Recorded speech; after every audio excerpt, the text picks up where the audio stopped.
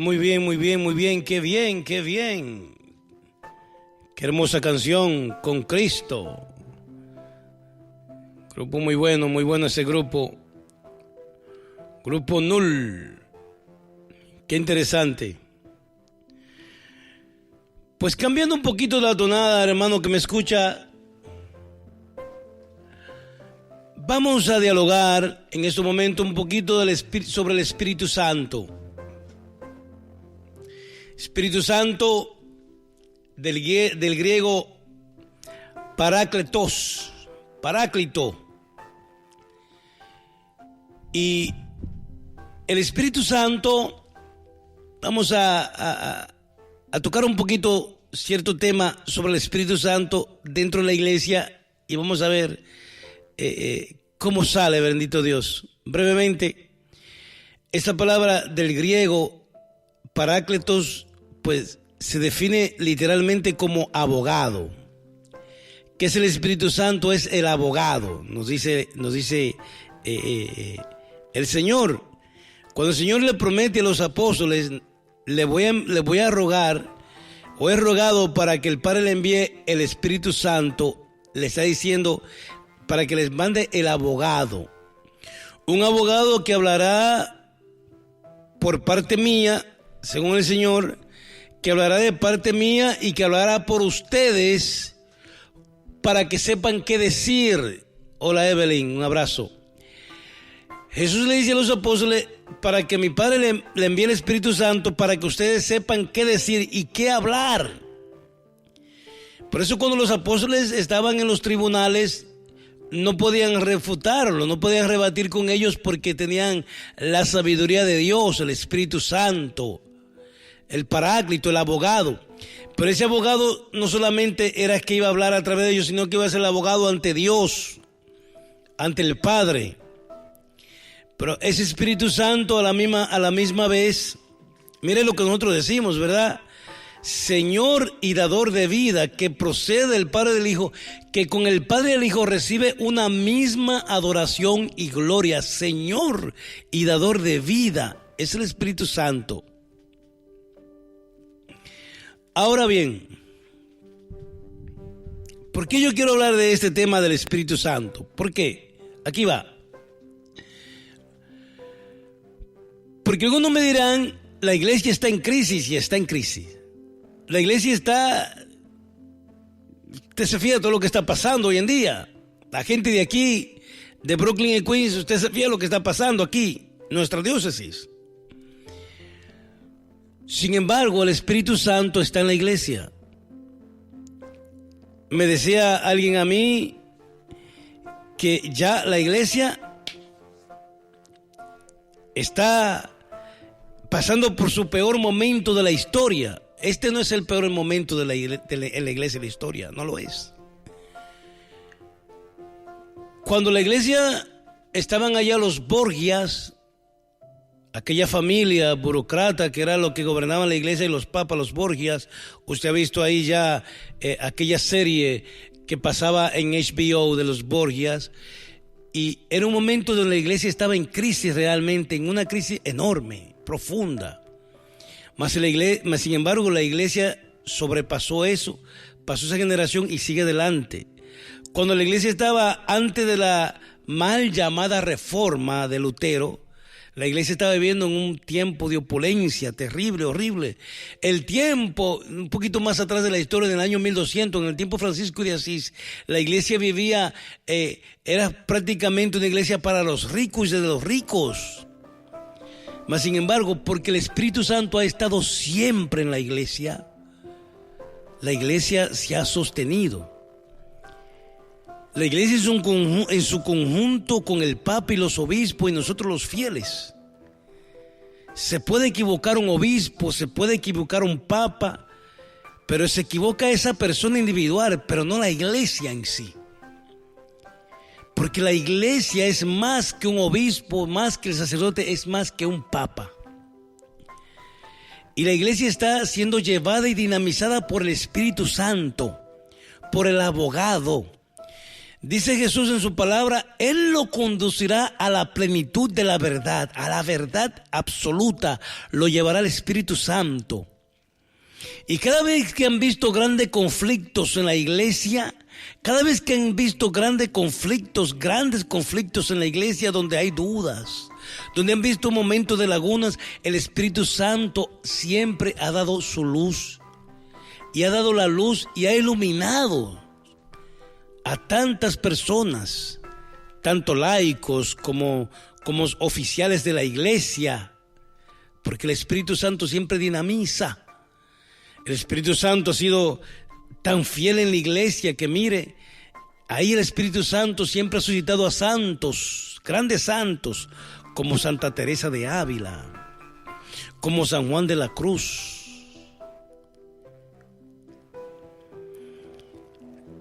¿Y cuándo el Espíritu Santo va a dejar de estar en la iglesia? Nunca. El Espíritu Santo estará en la iglesia hasta el fin del mundo. Siempre, siempre estará el Espíritu Santo dentro del marco de la iglesia. ¿Y dónde más está el Espíritu Santo? El Espíritu Santo está en todas partes, pero de una forma especial en la iglesia. En la iglesia. Y eso usted y yo debemos de saberlo, que no podemos asustarnos por las mareadas del mundo, como lo que está pasando en el mundo, tantas cosas que pasan en el mundo. No se olvide que el mundo no tiene la última palabra la tiene Dios. Dios es el que tiene la última palabra, es el vencedor y es el que vencerá al final, como dice claramente el Apocalipsis. Pelearán contra el Cordero, pero el Cordero vencerá, porque Él es Señor de señores, Rey de reyes. No podemos asustarnos. La iglesia, el Espíritu Santo, aletea sobre la iglesia a pesar de que se equivoquen tantos obispos, que nos equivoquemos nosotros también. Raúl, un abrazo grande, mi hermano. ¿Cómo está por allá, New Jersey?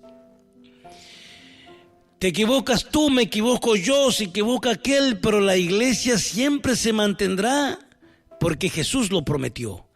Hasta el fin del mundo estará la iglesia, sostenida y dinamizada por el Paráclito, por el abogado, por el defensor, el Espíritu Santo, que suscita cada día y cada vez más tantos hombres y mujeres que quieren ser santos. Y decía que era insigne sacerdote en una misa que estaba dando.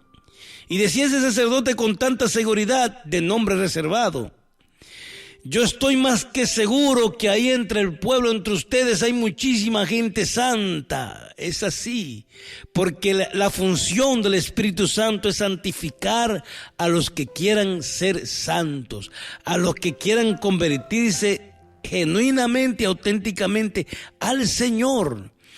La función del Espíritu Santo es santificar al pecador. Al pecador. Porque Francisco de Asís no nació santo.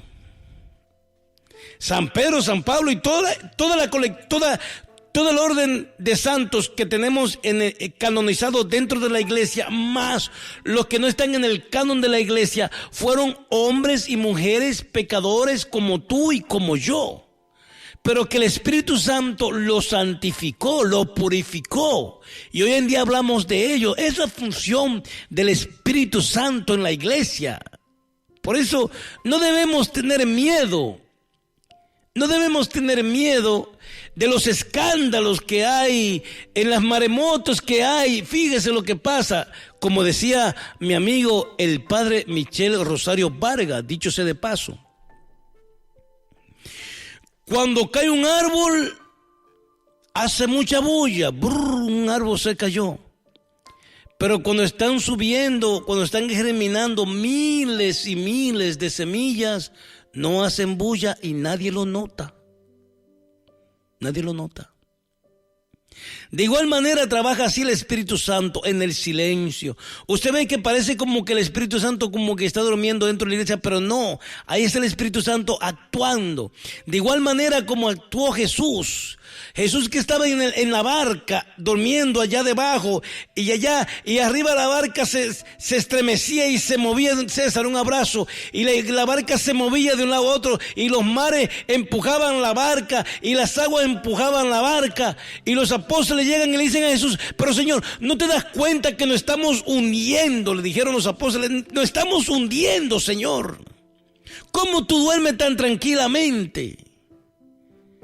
Y Jesús estaba durmiendo. Mientras la barca se estaba jamaqueando, que se estaba casi hundiendo, Jesús estaba durmiendo. Lo mismo pasa hoy y ha pasado a lo largo y a lo ancho de la historia del cristianismo, que como que han visto muchas temporadas altas, mareadas, luna llena, donde el agua está moviéndose. Cuando han visto grande, y Jesús ahí en la iglesia tranquilo, como que está durmiendo, pero que Él tiene la última palabra. Y nos termina el evangelio diciendo que Jesús se levantó, subió a la popa, encrespó el viento y todo se calmó, con unas palabras se calmó. Y dijeron los apóstoles: pero ¿quién es este? ¿Quién es este que hasta los mares y los vientos obedecen? Falta que Dios hable. Falta que Dios hable. Por eso no tenga miedo, no se preocupe por lo que usted está escuchando, por lo que usted está viviendo, por lo que usted está... Deje que Dios sea Dios y deje que Dios lleve la barca, porque Él llevará la barca a aguas tranquilas y calmadas a su tiempo, al tiempo de... Pero es necesario entonces que la iglesia, la barca de Jesús, pase por este momento para que sea purificada. Es necesario. Pero yo estoy tranquilo. Yo estoy más tranquilo, como dicen en mi país, más tranquilo que un suero de miel de abeja. Porque la iglesia no es de aquel. La iglesia no es de este. La iglesia no es mía. La iglesia no es de César Fernández. La iglesia es de Jesucristo. Hermano César, déjeme llegar, por favor, la música suya para ponerla por aquí, por esta emisora. Bendito Dios. Pero también debo decir algo. Yo veo que a veces los hermanos ahí, tengo muchos hermanos católicos, apologistas, serios, que yo creo que aman a la iglesia. Y muchos de esos apologistas, pues a veces arremeten contra el Papa.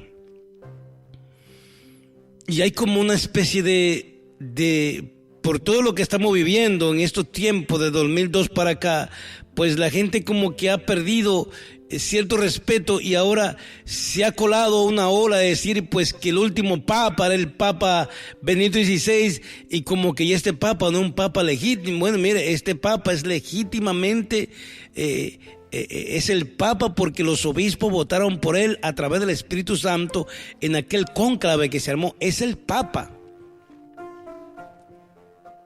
Bueno, malo, me guste o no, es el Papa y merece el respeto que su investidura merece. Y siendo el Papa, entonces debemos de orar por él.